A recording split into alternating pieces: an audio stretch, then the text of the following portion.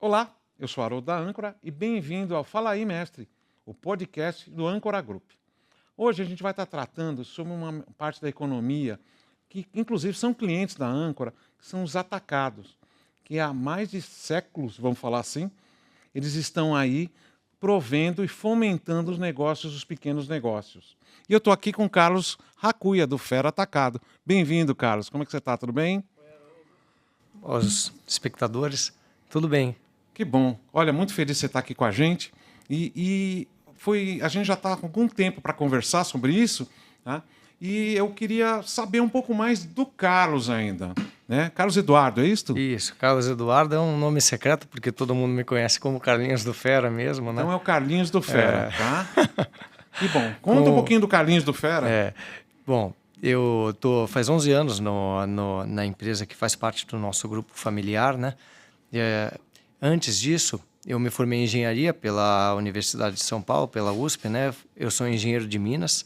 Tá. Eu trabalhei no setor de mineração, primeiro numa empresa ligada à informação, que chama Infomine.com, foi um estágio que eu fiz no Canadá.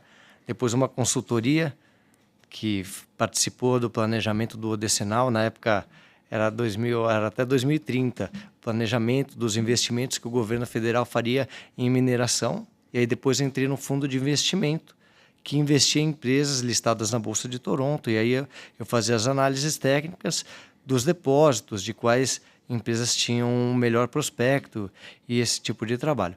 E aí, na sequência, eu fui trabalhar numa mina de ouro no norte de Goiás. E lá fiquei 1 ano e meio desenvolvendo alguns projetos junto com a diretoria técnica aqui do corporativo, né? Foi um desafio e tanto, Haroldo, porque naturalmente a operação e o corporativo têm visões um pouco diferentes, né? O corporativo precisa ter aquele farol mais alto, olhar para o longo prazo, e a operação quantos caminhões ele coloca na boca do britador todo dia. Então foi um desafio peculiar. A gente tinha que desenvolver os projetos sem ter equipe, então eu tinha que convencer as pessoas. Eu diria que ali eu comecei a minha trajetória na área comercial. Você começou a vender ali, né? Exatamente. Mas deixa eu perguntar assim, você acordou um dia e falou assim, você é engenheiro de Minas? Não. Como é que funciona? Porque, olha, eu vou te falar, eu não conheço nenhum engenheiro de Minas. Olha. Conheci uma espanhola, na época do Rodoanel, uma empresa espanhola que fazia os túneis. Sim, sim. Tá?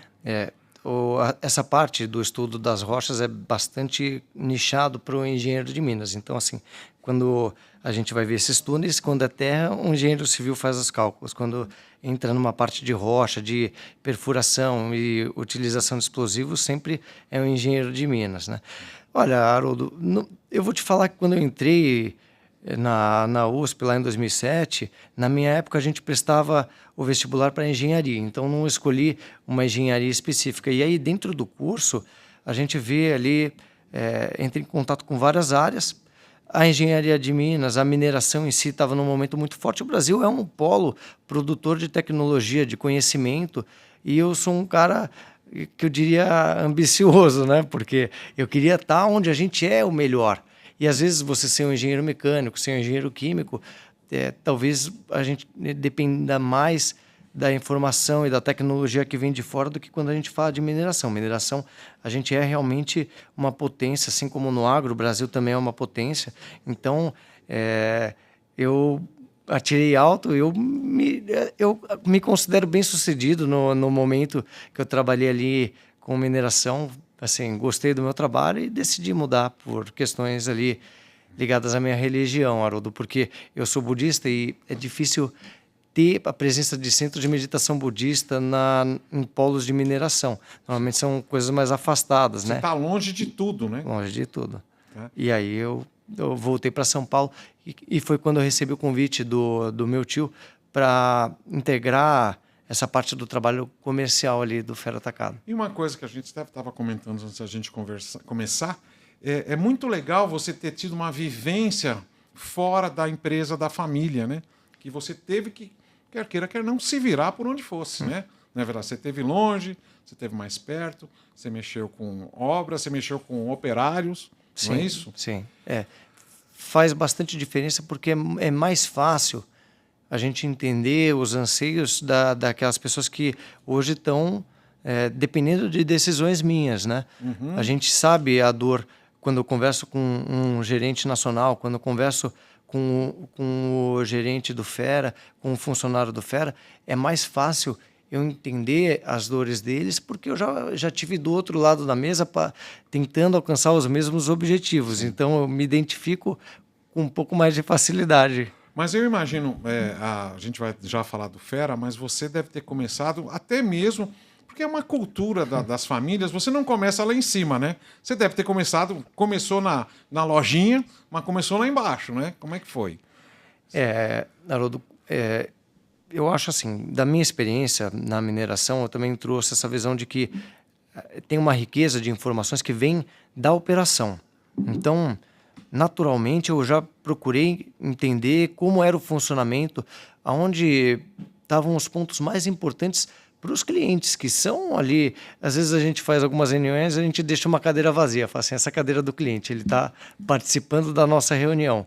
Então, a gente decide as coisas sempre levando em consideração essas questões de como o cliente entende. Então, assim, logo que eu entrei, uma das questões que me foi trazida foi que para cada item a gente não poderia demorar mais de 1 minuto na separação. E era cronometrado. Agora, o controle disso... É tipo fast food mesmo, né? Fast food, exatamente. E aí tinha uma lacuna no controle disso e na própria percepção do funcionário ali, de se ele estava indo rápido ou não, porque... Às vezes a gente tem alguns exemplos. Quando a gente faz uma curva aberta no carro, né? A gente tem a impressão de que a gente está indo rápido. Mas às vezes fazer aquele caminho mais curto, a sensação é de que você está indo mais devagar, mas você pode estar ganhando tempo, né? Então, a percepção de eu estou indo rápido, estou indo devagar, ela fica num segundo plano quando você entrega para a pessoa e fala assim, olha, esse foi o seu resultado. E aí todo mundo começa a correr atrás de um mesmo objetivo. E aí a gente começou a ganhar agilidade no atendimento e foi um primeiro propulsor. Claro que, num certo ponto de vista, quando eu entrei no Fera Atacado, meu tio já tinha 67 anos. É eu diria um gênio da área comercial, é uma pessoa que até hoje eu aprendo muito com ele, mas já existia algum senso de urgência. Isso há 11 anos atrás. Isso. Então ele está com 78, é 78. Isso? Aquele que seu tio que veio aqui. Exatamente. Gente, a vida é bem boa. Olha, ele trabalhou bastante, mas ele está muito inteirão, né? Está muito inteiro, sim. Olha principalmente na parte cognitiva, mental, na tomada de decisão. É uma pessoa que tem uma leitura do mercado e do momento muito precisa. Sim, que bom. Tem um bom conhecimento, né? Fala um pouquinho, você estava falando do seu tio, a gente até volta, a gente vai estar entre... Porque você, né, o Carlos, o Carlinhos e o Fera se misturam o tempo todo nesses últimos anos e até antes, lógico. Mas conta um pouquinho da empresa, tá? Eu sei que ela está com 71 anos, agora faz 72 no final do ano, né? O que você pode me falar? Conta um pouquinho, dá um resumo, né? Sabendo que uma empresa de 70 anos é difícil dar um resumo, mas como começou, qual era a ideia... Né? Eu sei que você é a terceira geração. Inicialmente, Haroldo, eu vou falar e acho que essa é uma conversa que vai tocar bastante também o pequeno lojista e a pessoa que está pensando em abrir o próprio negócio, seja ele empreiteiro ou qualquer que seja o ramo de atuação.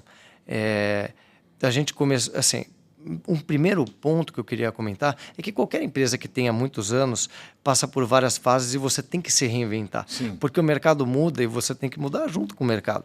Lógico, não numa velocidade... assim, às vezes é bom você estar numa posição de liderança, mas a gente precisa sempre tomar cuidado porque a gente tem que pagar as contas do dia a dia também. A gente precisa ter o pé no chão também. Ter essa visão de longo prazo, de olha, agora é hora de mudar, agora é hora de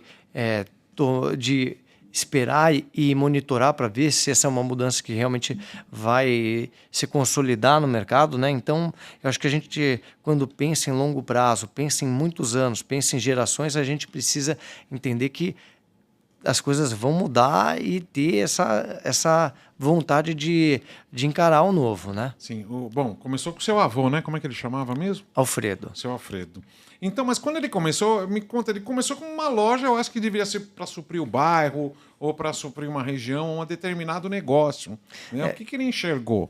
Ele começou fabricando ferragens para vitrô. Olha só. Ah, E tá. aí Então ele era veio- um fabricante. Ele Exatamente, fazia ferragens para vitrô. E aí, como ele já fazia as entregas, ele incorporou alguns produtos no portfólio dele. E aí ele começou a entregar também corrente e coleira para cachorro, que em São Paulo era muito utilizado na época. Então, o segundo produto, a gente tinha conversado, mas o segundo produto foi um produto pet, então. Exatamente, exatamente. Nem existia pet naquela época, né? Eram mercearias, assim, era tudo muito diferente, né, Haroldo? A gente pensar no que era a vida 70 anos atrás. Cara, em 10 anos já mudou muita coisa. É verdade. Então, assim, 70 anos era tudo diferente. Tinha uma mercearia que atendia tudo, né?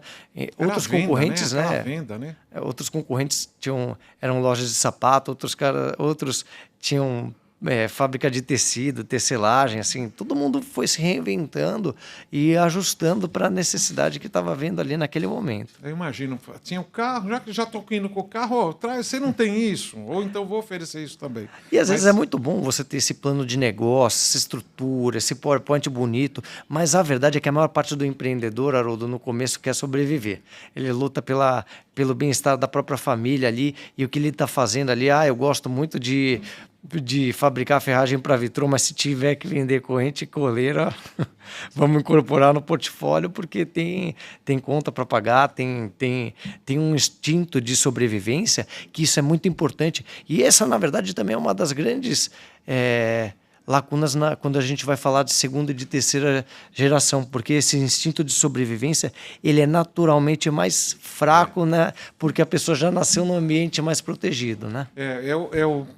Vamos chegar na segunda e na terceira, mas...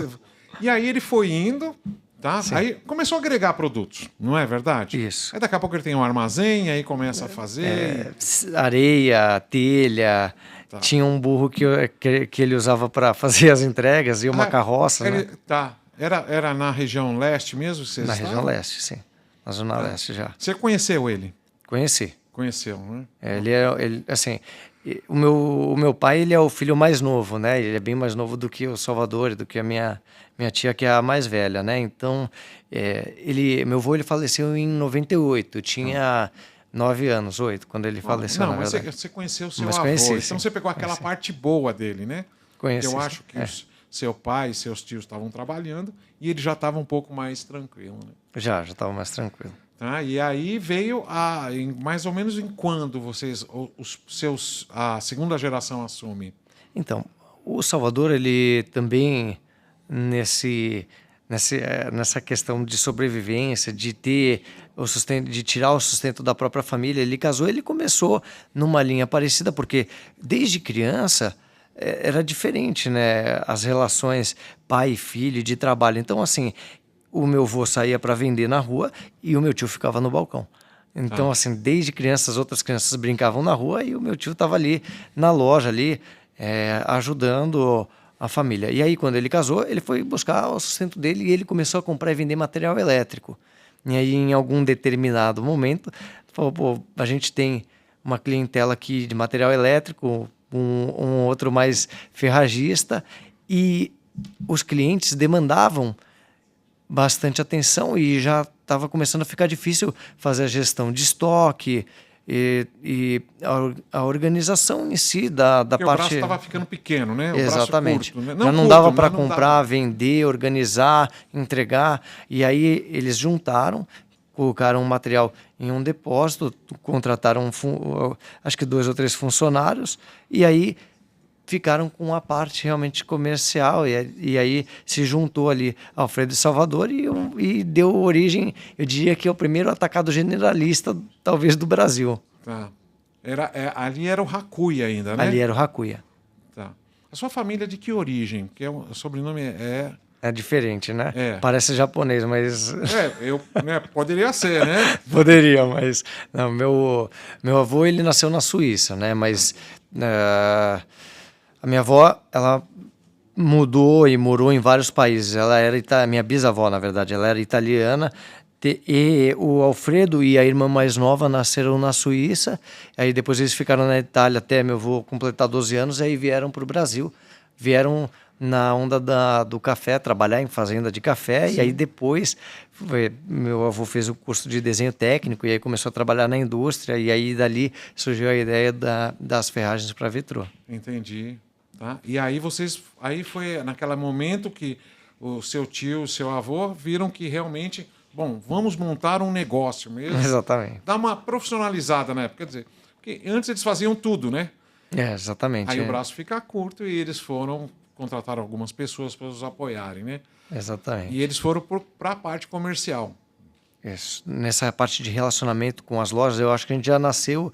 Isso para a gente é um ponto forte, porque desde o surgimento da empresa a gente já a gente já trata de negócios para negócios. A gente nunca teve esse atendimento de consumidor final. Lógico que em algum momento ali no começo tinha a porta aberta, entrava ali bem lá atrás consumidor final e era atendido, Você né? tem uma política, né, para isso. Exatamente.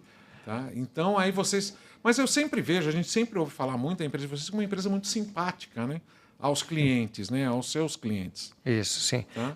A gente se relaciona realmente com as lojas, tratando o dono da loja de material de construção como um empresário, como alguém que a gente deve profundo respeito, porque são empreendedores vencedores, né, Haroldo? São caras que estão com lojas abertas há 20, 30 anos, sabe? Formaram os filhos médicos, advogados, engenheiros, mas são caras que batalharam ali e que são muito bem-sucedidos. Então, assim, deles a gente recebe as informações de mercado, a gente toma as nossas decisões muito em parceria e escutando o que eles falam para a gente. Sim.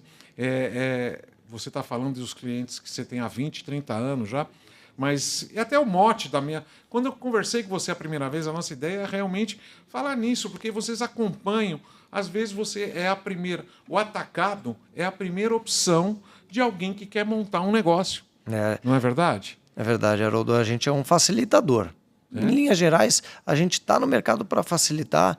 Lógico, tem uma questão econômica mais técnica de retenção de preço, de amenizar o impacto, porque quando sobra um frete marítimo, quando sobe o preço de uma commodity, as indústrias elas repassam de forma mais rápida. E o atacado tem essa função também de regular, né? Exatamente. E penso que seria assim, o preço hoje, assim, na indústria, assim, hoje está um preço, amanhã está outro. Como que a gente faria o planejamento das nossas contas na nossa casa sem ter essa segurança de preço? E o distribuidor performa um papel muito importante, né, nesse aspecto. Mas, em linhas gerais, a gente facilita o acesso aos materiais das indústrias, porque a gente tem uma logística bem pulverizada, uma capilaridade e uma facilidade no acesso na emissão de boleto, na política de preço, na agilidade nas entregas, que é um negócio fundamental. Até porque nas obras a gente sabe, né, Haroldo, todo mundo aí, os nossos ouvintes, eu já reformei a casa, a gente já escutou, olha, se não trouxer a tomada vai parar a obra. Eu vou te dar um exemplo. Eu tenho um primo meu que ele tem há mais de 30 anos, ele era funcionário da prefeitura em São Paulo, ele morava ali na região de Itaquera, né? Vila Progresso ali. E ele resolveu largar a prefeitura e montou um bar. O boteco da vila. Só que aí que começa? Ele começou a ter que ter um teflon, quer dizer, uma veda, não é teflon, né? É um veda-rosca, aí dali uma lâmpada, um pedaço de fio e aí ele abriu do lado, né? Sabe? E ele acabou, depois de um determinado momento, indo mais para a linha pet. Hoje ele tem até um pet shop, mas ele ainda continua tendo lâmpadas, tomadas, fios em metro, ele não vende de rolo, tá? E ele se abastece da região de vocês ali, né? Do atacado. Então, quer dizer, essa coisa de fazer o negócio acontecer, vocês ajudam muito, né? E eu entendo essa parte toda comercial, essa coisa né? A gente regula, e regula mesmo, e vocês ajudam eles, tá? Porque ele consegue ter uma uniformidade, tá? E vocês conseguem um poder de negociação muito grande também. Vocês são ótimos clientes da Âncora, certo? Tá? Espremem a gente. Tá? A gente sempre acha que dá para exprimir um pouco mais, né, Haroldo? Sempre, né? É sempre assim, mas não tem problema. A gente aguenta aqui, a gente sofre, vai e acaba indo, tá? E vocês fazem essa benesse para o mercado. E acredito que vocês tenham ali, perto da sua casa, clientes que hoje era uma pequena lojinha, era uma porta, e hoje o cara já tem um negócio, como você falou, com 30 anos. Até desses dias, um vizinho nosso, ele falou, olha, a primeira pessoa que me deu crédito quando eu montei a loja, ele tem um distribuidor de EPIs, os primeiros que me deram crédito, que me orientaram como gerir o negócio, foram vocês. E até foi um depoimento interessante que o meu tio estava comentando, desse reencontro ali dentro do condomínio que ele mora ali. Sim, olha só. Então, você vê, né? E eu acho que seu tio conhecia ele, então, né? Conhecia, sim. E aí as coisas vão indo, e eu acho que vocês devem ter N testemunhos ou histórias dessa maneira. A gente realmente tem muitos anos de mercado e a gente sempre apoiou e sempre manteve esse viés de ajudar as pessoas a buscar essa liberdade, um sonho que eles têm, de repente, de ter um negócio, e a gente sempre trabalhou nessa linha. Eu acho que a gente tem ali os portfólios, a gente sempre planeja como que alguém que quer, por exemplo, entrar na linha de fixação, qual é o portfólio que a gente recomenda? Porque às vezes você está empreendendo dentro do seu próprio negócio. O cara tem uma hidráulica e fala, cara, eu queria entrar num ramo de construção a seco, eu queria entrar num ramo de fixação, e a gente tem que estar preparado para dar essa orientação. O preparo é fundamental também, e isso vem de um bom planejamento e de um desejo de sempre alimentar. Eu falei brincando, né, que a gente sempre acha que pode conseguir um pouco mais de desconto, mas o que a gente busca no mercado como um todo são sempre relações em que todo mundo ganha. A indústria ganha, o atacado ganha, o lojista ganha, a gente fica com uma pequena parte. E o consumidor também ganha. Claro, porque ele tem acesso. Se não fosse esse canal, para alguns produtos, seria muito difícil chegar no consumidor final. E aí a gente ia ter ali só o carro da Lada para comprar, né? É verdade, o carro da Lada é ótimo, né? Eu falei até do Vé da Rosca, porque toda vez que a gente vai trocar uma torneira na minha casa, eu preciso comprar um novo Vé da Rosca. Porque a gente guarda e não sabe onde está. Então tem que ir na loja aqui do mercado, aqui na lojinha, para ir buscar. Né? É verdade. Tanto que minha esposa fala, compra quanto? Não, eu falei, compra o menor. A gente já vai perder mesmo. Né? Mas a gente precisa, vocês fomentam realmente, como eu falei, eu gosto dessa palavra, fomentam o negócio, deixando a vida da gente, do usuário, também mais tranquila. Né? E realmente, vocês têm uma receita básica do que o cliente deve, o seu cliente, né? o seu revendedor, vamos chamar assim, deve ter. Né? Sim. Que ele vai lá e bate, olha, pode comprar daqui, porque eu sei que aqui tudo vende. E realmente assim que está hoje, não? A gente precisa entender, assim, comercialmente, para que serve cada produto, né? Então, por exemplo, nessa linha de fixação, você precisa saber qual que é o parafuso que vai na dobradiça, qual é o parafuso que vai na bucha 6, na bucha 8, qual é o chumbador que ele vai precisar, quanto de peso, assim, para poder orientar ali e de repente de um portfólio básico, como que ele pode ampliar esse portfólio, quais que são os próximos passos. Isso a gente precisa ter a capacidade de orientar a loja, de olha, organiza dessa forma, não está vendendo um determinado produto, como está a exposição desse produto na loja, sabe, trazer as oportunidades, as tendências de mercado, o que está acontecendo de novo. Há um tempo atrás, Haroldo, acho que quase nenhuma loja tinha aquele parafuso para drywall, o fosfatizado. Hoje em dia, era um produto do gesseiro, né? Hoje em dia a loja precisa ter esse produto. E você tem lá também, né? Tenho sim. É uma coisa assim, você fala, do jeito que você me fala, você está muito próximo dos seus clientes. Tá? Como que é a parte comercial? Me fala, você tem vendedores internos, você tem vendedores externos, você tem representantes. Como funciona a dinâmica, a mecânica de venda do Fera? A parte de vendas, a gente organizou olhando para o funil de vendas, olhando para o processo natural que acontece. Se a gente fala de funil, parece alguma coisa muito técnica, né? E não é, na verdade. Na verdade, é só uma tradução num cone do que acontece na prática. Porque ninguém vai comprar do Fera sem antes conhecer o Fera. Então, esse é o primeiro ponto. A gente precisa ser uma hipótese na cabeça de algum revendedor. Então você tem que aparecer primeiro. Exatamente. Então tem essa questão de um trabalho de massa, de divulgação, das pessoas saberem que existe o Fera. Depois, a gente precisa trabalhar uma parte da apresentação. Então eu tenho um time de hunters, que são funcionários ligados ao time comercial, que fazem parte da nossa engrenagem comercial, mas cuja função é apresentar o Fera, os nossos diferenciais, por que o Fera cresce como vem crescendo, por que a gente tem essa diferença, porque quando a gente olha para os produtos, é muito parecido um distribuidor do outro. Por que optar pelo Fera e não pelo... E esses caçadores, que é telefone, é presencial? Como é presencial. Presencial. Ah, então você tem pessoas na rua. Tem pessoas na rua que lugar. Explicam o que é o Fera, os nossos diferenciais, ajudam o lojista a fazer aquele primeiro cadastro, porque a gente atende só lojas de material de construção. Então, a gente precisa de um CNPJ, de um CNAE adequado, para poder embarcar esse cliente no nosso projeto de desenvolvimento do varejo como um todo. E aí a gente faz esse cadastro, explica como funciona o portal e a nossa ferramenta de vendas, e aí eu tenho um time interno que fica focado nessa parte de negociação e fechamento. Porque a gente sabe que a vida do lojista não é fácil. Hoje em dia a gente entra na loja com o celular na mão e a gente fala assim, o preço na internet está tanto, você acompanha? E isso é o dia a dia do nosso cliente, assim, essa briga de preço muito acirrada e assim uma falta de isonomia tributária, problemas ali estruturais na nossa economia, sabe? O cara que vem direto, né? Que tem um nome bonito, né? Cross-border.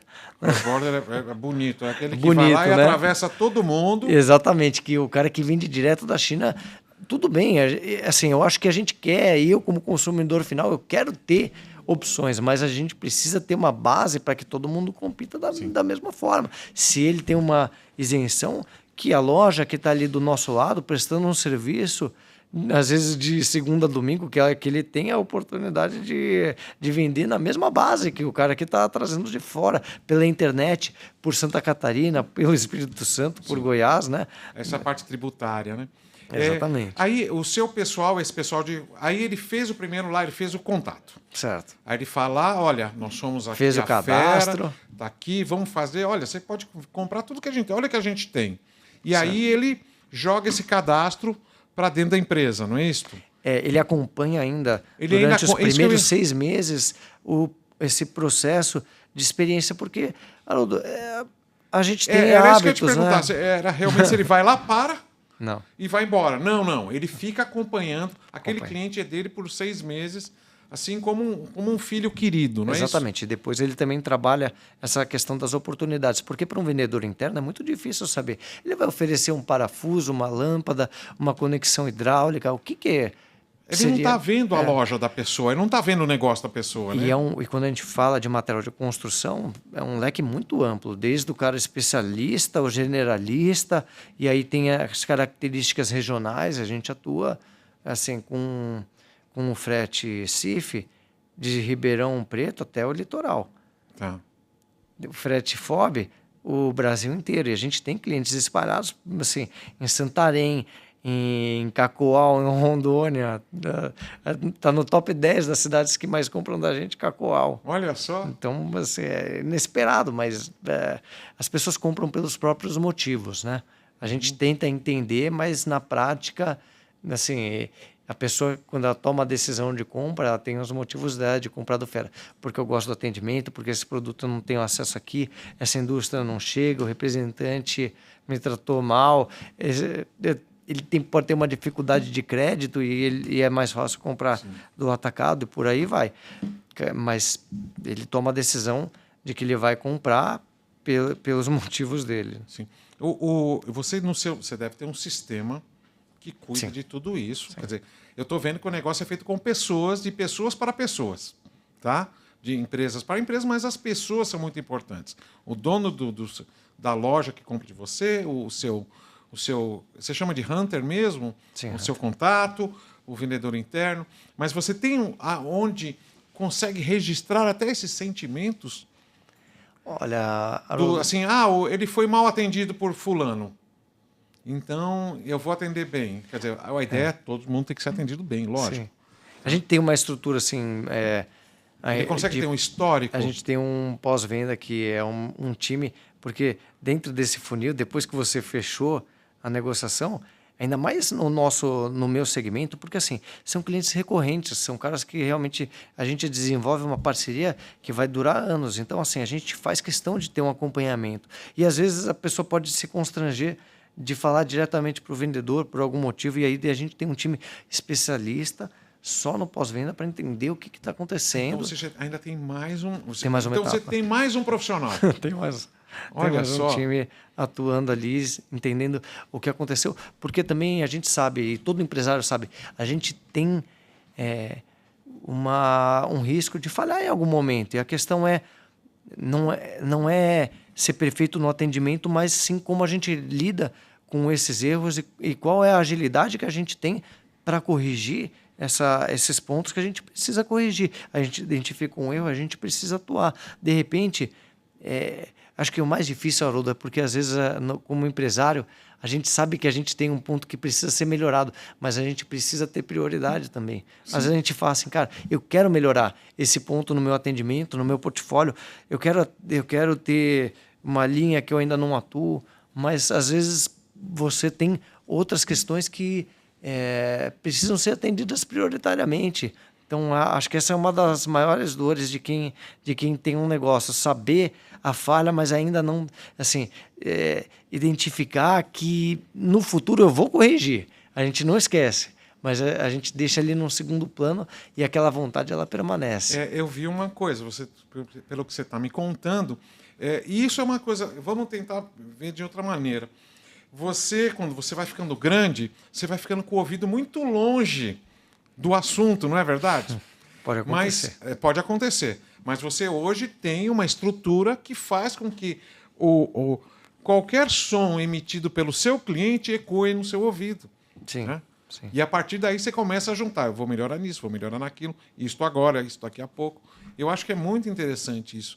Essa humildade, inclusive, de saber, né? Que você... A gente pensa já numa estrutura achatada de empresa em que o cliente e o diretor está sempre próximo. E é da natureza nossa também, Haroldo. Não adianta. Eu acho que cada um tem que ser bom naquilo que se propõe. Tem gente que é muito boa em desenvolver produto, mas o relacionamento interpessoal às vezes é um pouco pior. Tem gente que foca muito no serviço.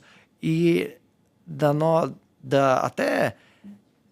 Haroldo, a família e o negócio, eles se misturam. Então, o que a gente e o nosso negócio tem uma simbiose ali, uma correlação estreita. Então, assim, a gente faz os eventos, o evento de aniversário da empresa, os feirões, e a gente eu, o meu tio, o meu pai, a gente fica junto dos clientes, vendo a dinâmica, participando, conversando. A gente considera que a gente está reencontrando amigos. Sim. E pessoas que estão junto com a gente numa batalha de tornar melhor esse acesso ao material de construção. E a gente mora em um país, e a gente viu durante a pandemia, quando teve um incentivo, o tanto que a gente ainda precisa melhorar a qualidade nas moradias nossas, né? Isso é verdade. Como é que funcionam esses feirões? Explica para mim, como é que é? Porque eu acho que ali é o momento que vocês estão todos lá, é um ambiente, Sim. Você chama o cliente a ir vir na loja não, na empresa, né, no negócio, é isso? Isso, exatamente. A gente prepara uma estrutura em que os fornecedores expõem os produtos. Isso também, por si só, Haroldo, hoje parece um negócio simples, mas lá atrás existia muito um medo da indústria atravessar o canal. Pô, eu vou trazer meu melhor cliente aqui para falar direto com a indústria. Se ele quiser comprar direto, Haroldo, eu penso o seguinte, se a política da empresa a partir de R$10 mil eu atendo varejo, a partir de R$3 mil eu atendo varejo, o cliente tem porte, tem condição de comprar direto, ele tem que fazer o melhor negócio, porque o mais importante é a sobrevivência desse negócio. Sim. Se a indústria atende bem esse cliente, que ele faça o melhor negócio, que seja bom para os dois. Você gera estandes dos... Sim, o cliente pode comprar comigo, ou se a política da empresa e o volume do cliente for compatível, Eu não tenho nenhum problema com isso. Claro que normalmente o canal ele é separado.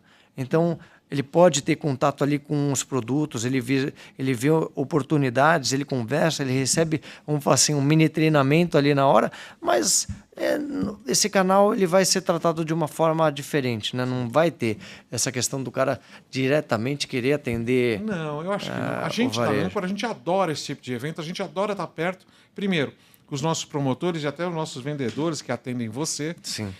Estão ouvindo os clientes também, entendendo um pouco melhor o negócio. Exatamente. E essa parceria é muito interessante.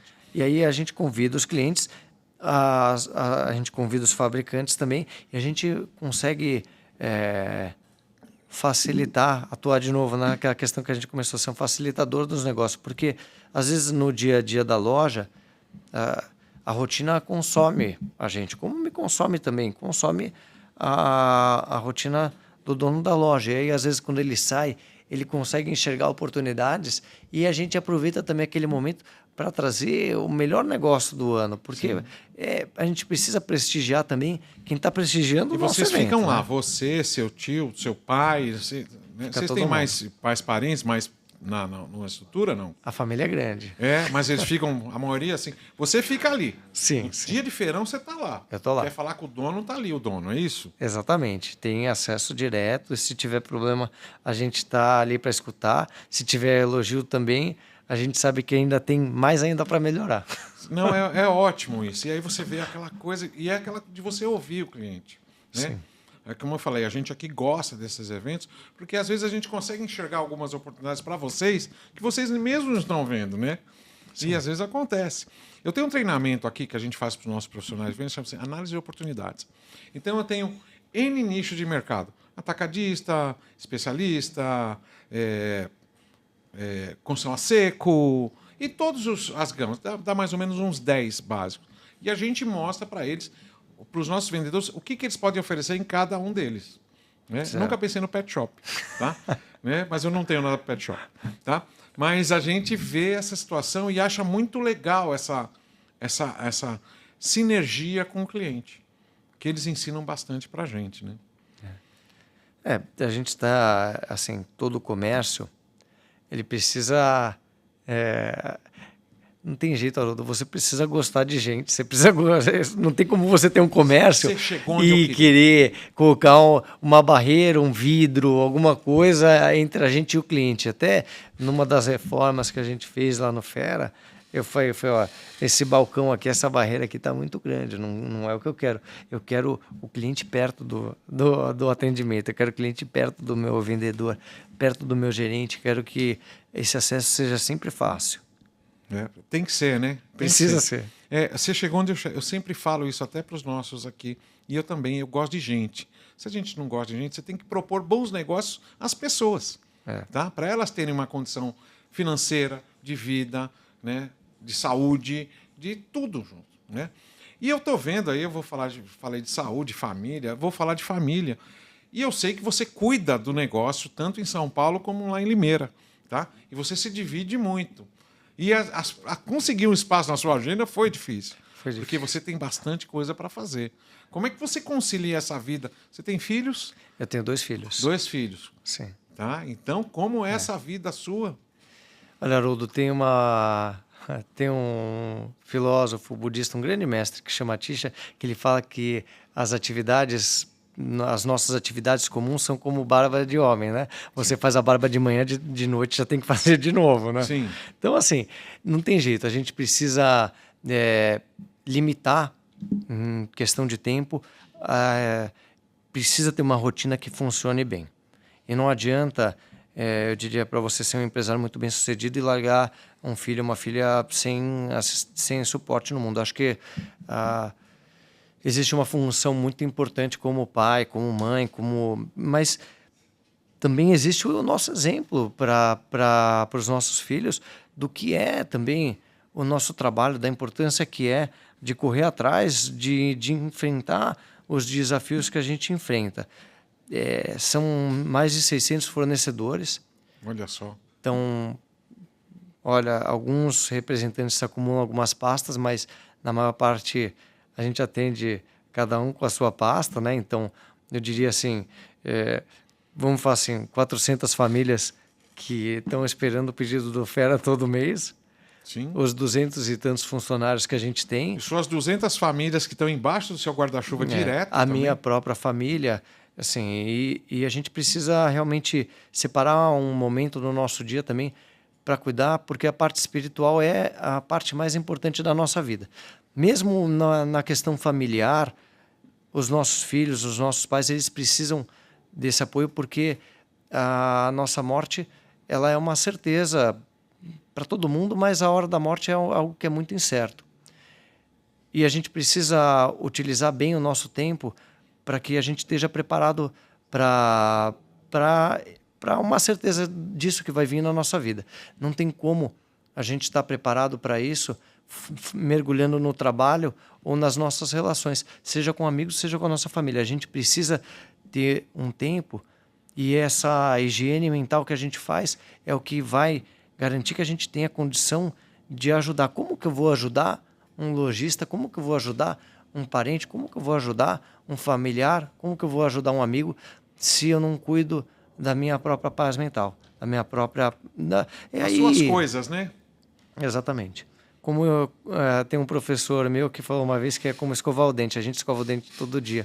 A gente faz também, como budista, eu faço um treino diário de fazer a minha higiene mental e olhar para dentro e cuidar dessas questões, porque isso faz com que a gente consiga performar nessas atividades, essa correria. E aí cada um vai ter um ritmo também, sabe, Haroldo? A gente tem que assumir o desafio do tamanho que é a nossa capacidade também. A gente precisa ter uma boa qualidade de vida para poder entregar bons resultados, né?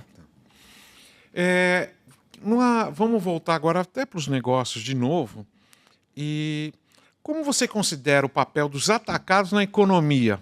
É muito abrangente essa pergunta, né? Mas um negócio assim, fala o que você acha que o atacado faz? A gente já falou que ele ajuda os pequenos, mas você tem números dessa classe? Existe uma associação? Você tem colegas, competidores, onde vocês falam quanto vocês movimentam e qual o impacto que tem no negócio?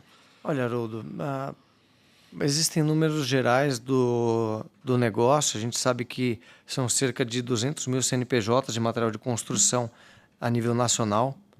Assim, se a gente fizer uma conta, grosso modo, de que a loja movimenta 100 mil reais, a gente tem uma dimensão do tamanho do mercado, um mercado gigantesco. Não existe uma associação em que os números são tratados de forma aberta hoje. Acho que a gente é um pouco do resquício da gente viver em um país muito violento. Então, assim, é lógico, todo mundo tem preocupação de falar, porque faturamento também é uma coisa, a margem, o lucro líquido é algo completamente diferente. Com certeza. O atacado tem que movimentar um volume muito grande. O grande desafio do atacado é ter um volume em que o seu custo fixo se dilua a ponto de você conseguir ter lucro. Porque se você vende pouco, esse custo fixo te atropela. São funcionários, o custo da estrutura. Então, eu estou fugindo um pouco da pergunta inicial de qual que é a função do... Mas, assim, tem o Sincomaco, que representa a gente como associação, como sindicato patronal, muito bem representado pela figura do Cláudio Cons como presidente, né? É uma pessoa que tem trânsito, acho que em todas as áreas. Eu fiz um podcast com ele, participei de um podcast junto com ele um pouquinho antes da FEICOM. Eu conheço ele há muitos anos, ele tem um conhecimento muito grande. Certo. Né? Agora, como função, Haroldo, a gente tem essa função de ser quase que um operador logístico para a indústria. É muito complicado essa gestão, assim. A gente está evoluindo na economia para trabalhos cada vez mais especializados, né? Vocês aqui na Âncora, vocês estão trazendo assim... antes era um parafuso, sabe, francês que servia para um monte de coisa. Era um parafuso que era para tudo. Exatamente. Agora, para cada tipo de fixação, você vai ter um chumbador químico, físico, um tipo de rosca, uma coisa que é cada vez mais específica para aquele uso, para facilitar a vida daquela pessoa que está desenvolvendo aquele trabalho. Para o atacado, a gente também precisa cada vez mais se especializar e se tornar, do ponto de vista da logística, mais eficiente, um pouquinho mais eficiente. Um produto que você anda 4, 5 passos a menos para separar, uma eficiência operacional de transporte, de carregamento de carga, de entrega um pouco melhor, sabe? Automatização de processos, investimento em um ERP robusto que te dá uma flexibilidade, que te dá uma direção do que está acontecendo no mercado e de onde está o incêndio, onde a gente precisa realmente atuar, né? Então, eu diria para você isso, que o atacado precisa se especializar, focar, lógico, eu tenho a minha marca própria ali, os produtos do Fera, mas é uma questão de trabalhar aquele topo de funil que a gente falou mais atrás, um reconhecimento de marca. Não é um desenvolvimento de um trabalho de linha de produto, né? É um negócio. É um negócio porque a gente escolhe os produtos que vão trazer uma boa rentabilidade, que tenham alto giro para a loja e que ajudam a loja também a fixar a gente como o principal parceiro. Talvez eu não chegue a ser o maior atacado em faturamento a nível nacional ou dentro do estado de São Paulo, mas onde eu estou eu quero ser o melhor, o principal parceiro. Sim. Então, como que a gente faz isso? Entendendo qual que é o nosso papel dentro do mercado e dentro do contexto do Fera e sendo o melhor naquilo. A gente tem que acordar e tem que falar assim, eu quero ser o melhor. Número 2. Eu entendi, eu consigo resumir em poucas palavras, tá? Claro. Você está se especializando em atender bem o seu cliente. Certo. É isso, não é? Sim. Tá? Sim. O que ele precisa e quando ele precisa e na hora que ele precisa e vai pagar do jeito que ele pode. Não é verdade também? Tem isso. Sim, eu achei muito interessante essa história do frete, que você vai de Ribeirão Preto até o litoral, não tem frete. Não tem frete. Não é verdade? Lógico, eu tenho a política de pedido mínimo, que também é uma proteção para o próprio lojista, né? Lógico. Eu sempre digo assim, quando tem essa conversa sobre pedido mínimo, eu sempre falo assim, quanto menor o pedido mínimo, mais próximo aquele atacado está de querer atender o varejo. Porque assim, uma loja comprar um pedido mínimo de R$600 é 3 rolos de fio. Não é verdade? Sim. Não tá. Né? E a gente estava falando de produto, de clientes. E agora eu vou te perguntar em produto, tá? Quantos produtos você tem na linha hoje? Sim. Perto de 18 mil, é 17 mil e... 17 mil itens, vai alto. Tá? E quando você resolve, não, vou aumentar minha linha, vou colocar mais um produto, eu imagino que os vendedores, os seus fornecedores, vêm te apresentar e como que você faz qual é a sua estratégia para escolher? Eu vou investir aqui. Essa é sempre uma pergunta polêmica, né, Haroldo? É lógico. Se fosse fácil, eu não ia te perguntar, né? Mas vamos lá. Porque assim, eu vou partir de trás para frente. Para o atacado, se você não tem um produto, você não vai vender. Sim. Você só vai saber se vende mesmo uma vez que você coloca aquele material na prateleira e oferece aquele produto. Antes disso, são possibilidades. Claro que a gente atua num mercado em que a margem é muito baixa e a concorrência é muito grande. Então, assim, existe uma vantagem por você ser o primeiro a ter aquele produto e existe essa visão no Fera da gente ter essa dianteira de ousadia, de agressividade na inclusão de produtos, mas a gente tem que saber, primeiro, esse é um produto que tem a característica para a loja de material de construção vender? Ou é um produto que já está mais nichado para internet, por exemplo? A gente precisa entender onde que aquele produto vai ser comercializado. Porque até o meu primo uma vez falou isso, arroz com feijão vende pra caramba. Não quer dizer que a loja de material de construção vai vender arroz e feijão. Sim. Então, a gente precisa, através das ferramentas que a gente tem um time também de prospecção. E a prospecção é tanto para trazer clientes, é uma prospecção interna, fora os hunters, como também fazer esses estudos de mercado, analisar que produtos que a gente pode agregar no portfólio. Normalmente a gente recebe a informação da indústria, né? Olha, esse produto a gente está tendo demanda, né? E aí tem esse oferecimento. E também a gente tem as informações que chegam dos clientes de, olha, compra tal produto porque eu estou tendo demanda aqui no meu balcão. Então, sim, tem inputs dos dois lados. O grande desafio é como as pessoas vão saber que o Fera tem aquele produto. Sim. Porque são 17 mil itens e a gente precisa oferecer. Mas qual produto? De novo, a gente volta naquela pergunta, qual produto oferecer e como fazer essa informação de uma novidade chegar, né, no lojista, ali em quem toma a decisão. Então, isso em linhas gerais. Mais especificamente, eu procuro analisar o seguinte, Haroldo. Esse produto ele agrega em complexidade. Sempre, qualquer item a mais, você aumenta a complexidade na gestão do seu estoque. Mas você aumenta a diversidade de produtos que você está oferecendo? Você está atendendo uma necessidade que antes não era atendido? Ou você está só oferecendo uma opção a mais? Eu sou muito mais propenso quando é um produto diferente do que mais uma outra marca de um alicate. Porque é mais barato. Porque sempre vai ter alguém vendendo ou algum produto mais barato. E pode ser uma estratégia de entrada. Então, é sempre polêmico essa questão, né, de tomada de decisão por preço. Claro que às vezes você tem classes de produto para aplicações diferentes. Um cara que tem um uso industrial vai querer um tipo de disco de corte, um serralheiro talvez um intermediário, e o cara que vai cortar o cano, ele quer o disco de corte mais barato. Essa é uma situação cano, o pessoal de tubos e conexões me mata, viu? Desculpa, Crona, Tigra, eu posso falar as marcas? Pode. Não são concorrentes, não, né? Não são concorrentes. Mas a gente vê isso muito até aqui. A gente tem essa situação também. Tá?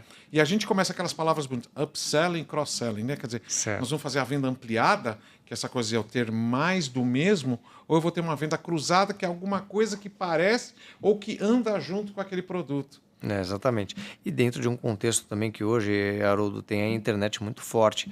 Assim, não pode ser um produto extremamente nichado, sabe? Aquele negócio, eu tenho um alicate que corta o fio embaixo da roda do carro tal, da marca tal. Sim.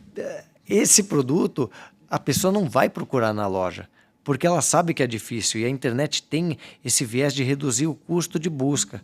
Então ele bateu na primeira loja, não tem, na segunda loja não tem, na terceira loja não tem. Agora, como a gente já está muito familiarizado com a internet, com a compra online, e ele já sabe, assim, eu tenho um uso, eu preciso de um produto para um uso muito específico, ele já vai para a internet. Então, assim, a gente tem que... esse talvez seja o grande desafio nosso de quando que eu estou indo muito para um nicho, que eu vou fugir da loja de material de construção, do varejo físico. A gente tem também, como um distribuidor, a gente tem de sellers também. Sim. Mas, assim, é um ramo muito diferente. A gente tem um conhecimento muito profundo da loja, mesmo física. Então, a gente direciona a maior parte do foco para esse tipo de produto. E eu vejo que a gente ainda tem bastante produto para incluir. Mesmo com os 17 mil, ainda tem para onde crescer. A gente tem assunto para muito tempo aqui, mas o nosso tempo está acabando. Certo. E agora eu vou te fazer uma provocação, que é o nome do nosso podcast. E aí você fica à vontade. Fala aí, mestre. Se vira. Bom, Haroldo, obrigado pela oportunidade, por trazer esse lado do atacado, porque, por vezes, a gente é visto pela indústria como um mal necessário. Eu já escutei várias vezes de alguns industriais, né? A gente vai onde a indústria não consegue. E a gente sabe que, para algumas empresas, foi notada a importância que a gente tem como um elo nessa corrente que forma o material de construção e que compõe a base para que a gente tenha dignidade na nossa vida, né? Uma boa moradia. E eu agradeço a oportunidade porque isso fortalece como um todo, o nosso mercado, o ramo de material de construção, essa união da indústria, do distribuidor, do varejo, do empreiteiro, do especialista, essa união eu acho que é o que vai tornar o nosso segmento mais pujante, mais importante ainda para a economia. Então eu queria realmente finalizar com esse agradecimento e agradecer o pessoal também que teve paciência e ouviu a gente até o final. Então, olha, vocês não são mal necessários. Ainda mais, eu fui da área comercial aqui também. Quando chega no dia 29 e 30, cai um pedido do Fera. Nossa, é alegria. Vocês são um cliente já de muitos e muitos anos. Se a Âncora tem 32 anos, você é cliente nosso há 32 anos. Tá? Tem um conceito muito grande com a gente. Eu que agradeço a oportunidade de você estar aqui. Tá? O seu tempo também, que eu sei que é muito escasso. Eu quero mais uma vez agradecer em nome da Âncora. E fala para o pessoal como é que eles acham o Fera. Então, Fala lá, pode falar direto lá. Bom, gente, a gente está com o balcão preparado para atender vocês na rodovia Anhanguera, quilômetro 137. Aqui, né? Você está aqui em Limeira. Exatamente, em Limeira. Na Aricanduva, na Avenida Aricanduva 6000, e a loja também na Avenida Rio das Pedras. O imóvel ele atravessa duas avenidas, então Avenida Rio das Pedras 2545, mas a gente sabe, o pessoal gosta hoje em dia de conversar pelo WhatsApp, né, Haroldo? Então pode falar. 986370567, esse é o nosso canal principal do WhatsApp, e também www.feratacado.com, vocês vão se surpreender com o nosso site. Repete o WhatsApp de novo, por favor. DDD 11, que eu pulei da primeira vez, 98637 0567. Então, olha, mais uma vez, querido, muito obrigado. Obrigado mesmo. Olha, gente, foi uma conversa de atacado hoje. Se vocês gostaram disso, comentem aí, falem que a gente vai trazer mais negócios, mais cases como esse também, tá? Aguardo vocês no próximo episódio do Fala aí, Mestre, o podcast do Âncora Group. Até lá.